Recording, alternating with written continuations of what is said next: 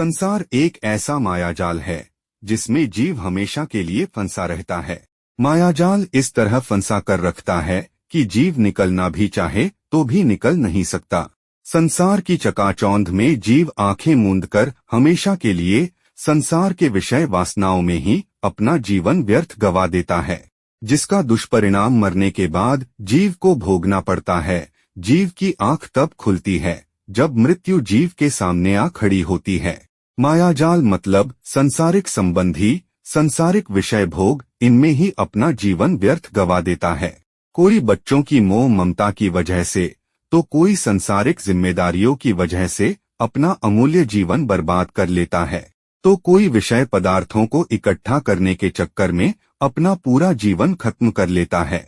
भगवान ने केवल एक जीवन मांगा है हमसे, उसको देने में भी हम इतनी कंजूसी करते हैं। संसार में खुद को खुद ही फंसा के रखा हुआ है। भगवान भी चाहिए, नरकों से बचना भी चाहते हो और संसार को भी नहीं छोड़ना चाहते। एक हाथ से संसार को पकड़ कर रखा है और दूसरे हाथ से भगवान को पकड़ने की कोशिश कर रहे हैं, जो कभी भी संभव नहीं है। इसी तरह हमारा समय धीरे धीरे खत्म होता जा रहा है, पर हमें अभी भी होश नहीं आ रहा। इसी तरह जीवन बर्बाद करते रहे तो ना नरकों से बचेंगे, ना संसार के चक्रों से निकलेंगे। जन्म मरण का चक्कर हमेशा के लिए इसी तरह चलता ही रहेगा। इसके ऊपर एक उदाहरण देता हूँ, अच्छे से समझने की कोशिश करो। नदी में हाथी की लाश बही जा रही थी। एक कौवा ने लाश देखी तो प्रसन्न हो उठा, तुरंत उस पर जा बैठा। जितना चाहा मांस खाया, नदी का जल पिया। उस लाश पर इधर उधर फुदकते हुए कौवा ने परम तृप्ति की डकार ली।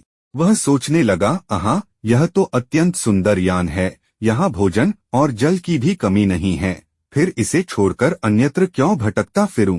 कौवा नदी के साथ बहने वाली उस लाश के ऊपर कई दिनों तक रमता रहा। भूख लगने पर वह लाश को नोच कर खा लेता, प्यास लगने पर नदी का पानी पी लेता।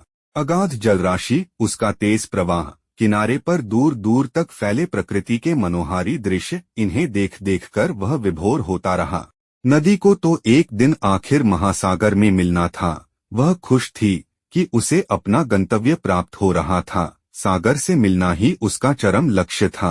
किंतु उस दिन लक्ष्यहीन कौवा की बड़ी दुर्गति हुई। 4 दिन की मौज मस्ती ने उसे ऐसी जगह लापटका था जहां उसके लिए न भोजन था, न पेयजल और न ही कोई आश्रय स्थल। सम और सीमाहीन अनंत खारी जल राशि तरंगायमान हो रही थी।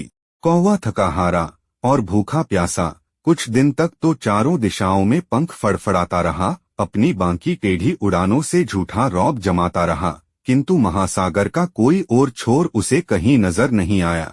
आखिरकार थक हार कर, दुख से कातर होकर वह सागर की उन्हीं गगनचुंबी लहरों में गिर गया और एक विशाल मगरमच्छ उसे निगल गया।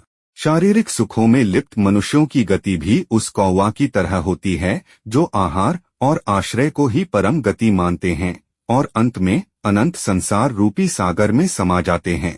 हमारी कहानी अच्छी लगी हो तो सब्सक्राइब जरूर करें।